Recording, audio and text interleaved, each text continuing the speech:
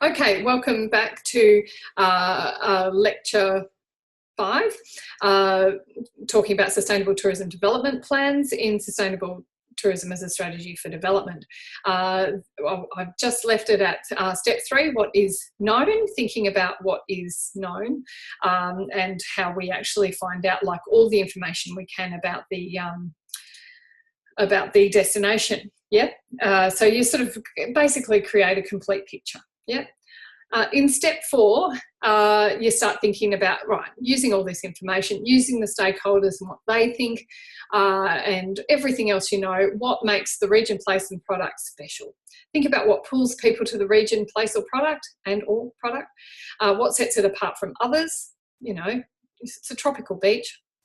Why is this tropical beach better than the one in Koh Samui or Vietnam? What makes this one better? Is it because you can have really awesome food and you've got an infinity pool? Is it because you can dive off the edge and see turtles? What is it that makes it? It's not just a tropical beach. There's got to be something that makes it better and more special than other tropical beaches.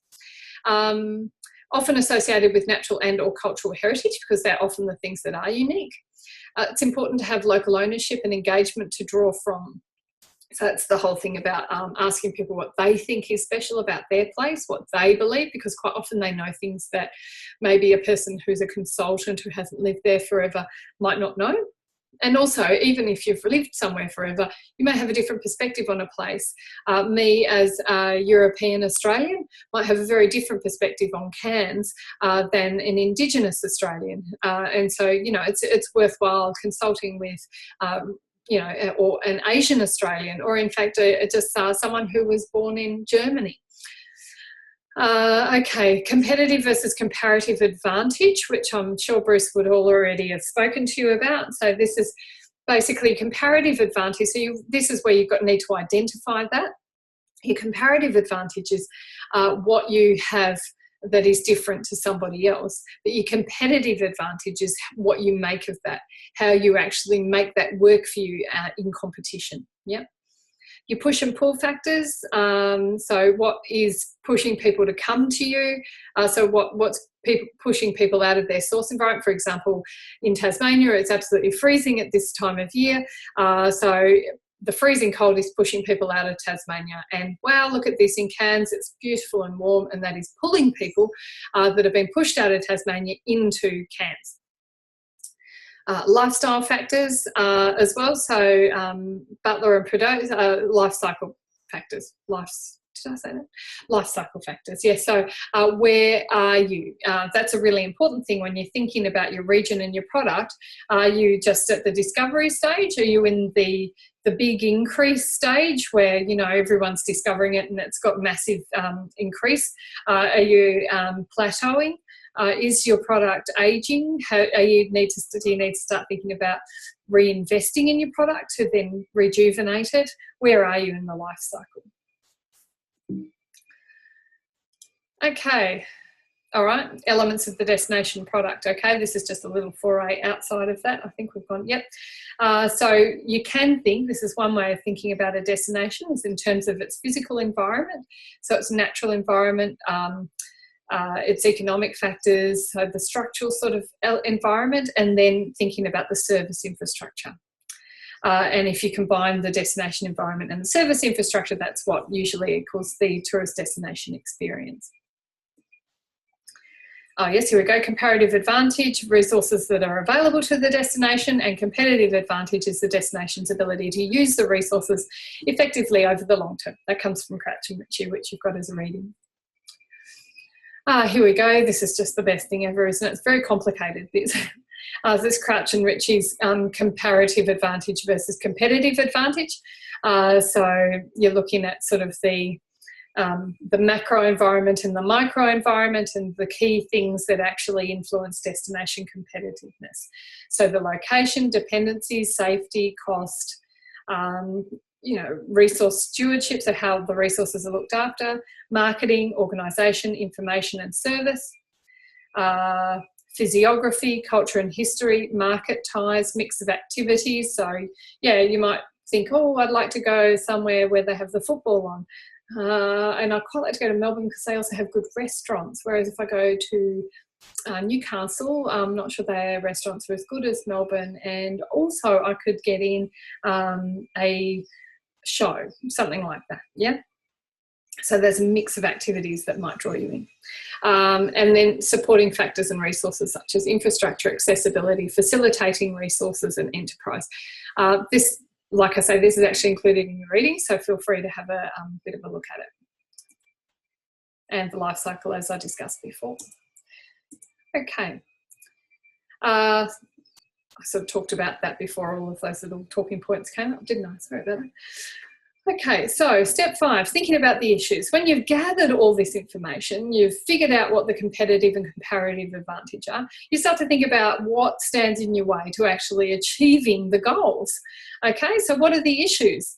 The consumer and visitor experience, understanding, you know, are people thinking it's too expensive? Are they not prepared to stay longer than 2 days? What are the problems there? Community experience. Is the community hostile towards the tourists because they feel that they can't get any car parks at the local supermarket anymore or whatever? The environment, heritage management and impact. So, you know, how the ecosystem's looking. Is there an issue there? Is it starting to look tired, or is it being worn? Is there a problem with one of the key species? Whatever. Infrastructure issues. How are the roads? How are the phone lines? How's the electricity? How are the how's Wi-Fi? Things like that. Are all of these things in place, and are they working? Also things like hospitals and services. Marketing issues. So, you know, we have a product here. Is the image that we have that we believe is actually our competitive advantage really being portrayed in the marketing material? Is the product available? Is it completely out of commission for 6 weeks a year because the swimming pool's being cleaned? Or is it available? Is it booked out too much and there's just not enough capacity to actually accommodate people? Because if that's the case, you probably don't want to be attracting more tourists until you've actually got more product to offer. Have you got enough beds for people? Because you don't want to be attracting more people in if you don't have enough beds for them. Or you might want to be thinking about spreading out your season. So you only have, instead of everyone coming between, say, January and March, you might want people to be starting to come in the longer winter months. What have we got? Product availability, economic cost and benefit issues. So how much we're investing in tourism and are we getting enough out? Training and capacity building is another one. So we might have terrible service, or we might have a lot of trouble actually finding enough people to do the work. We might not have enough managers. We might not have enough people who speak Chinese, etc. Strategic and resource context. So that's thinking about like the larger picture in terms of, you know, what things like maybe, you know, you've got bigger issues because the Great Barrier Reef is being, you know, impacted by shipping and mining, and so they're larger issues that impact the tourism industry on the Great Barrier Reef. And approvals and regulations. So, you know, is it really hard to get approvals? I mentioned that when I was talking about the case study of Bali. Approvals and regulation are different in Bali. You have to have connections and know people and grease palms and things like that. In Australia, it's a lot of red and green tape. It's very different.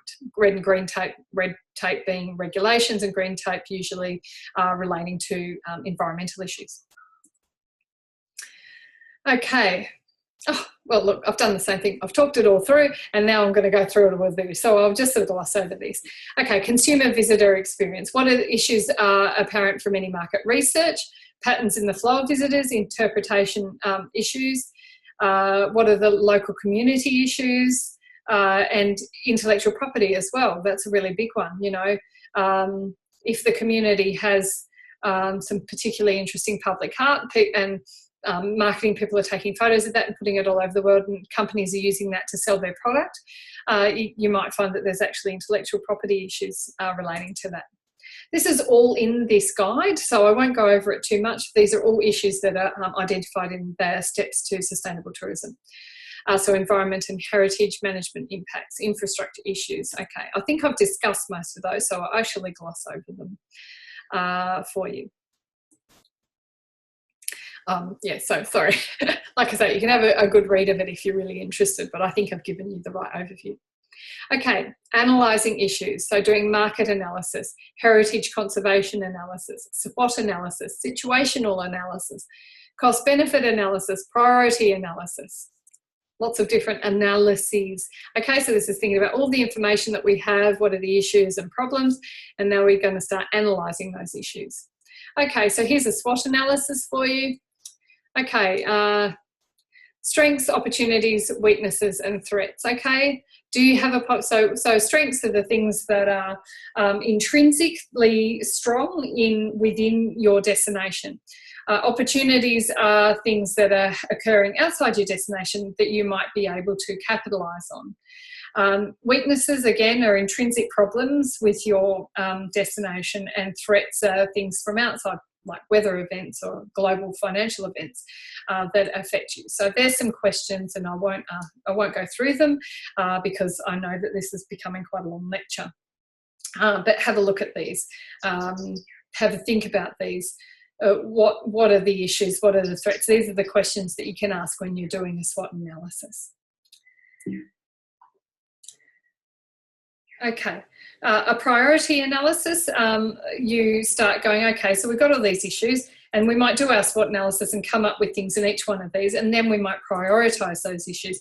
So take each answer to each one of these questions and with all your issues that you have, and then you start thinking about how important they are and how urgent they are. Okay, it's not important, but it is urgent. It's very important and urgent. And so then that everything, you're obviously going to deal with everything firstly in the very important urgent one, and then probably the not important but urgent one, then probably your very important but not urgent, and then finally, if it's not important, not urgent, potentially you might not deal with it at all. Well, that was a lot easier, wasn't it? Okay, step 7. Principles or objectives to guide your action. Consider more specifically what you want to achieve. So with all this information that you've got, analysis of issues, discussing as you're going through, you would have at the very start established your stakeholder groups, and as you're analysing issues and identifying issues in each one of these points, you'll be going back to these reference groups and asking them if they agree or if they've got more to add or if they can help you find more information, that sort of thing. And then once you've got all of that, then it's often a good time to revisit your stakeholder analysis and consider more specifically what you want to achieve. So you've got everything there. You know what the overall goal is to increase your yield or whatever it might be. And then you start thinking about how you use your competitive advantage in the context of all the issues and your strengths and weaknesses and opportunities and threats. And considering all of your options, what are the key outstanding things? And quite often, I've written a couple of these, quite often it's really obvious.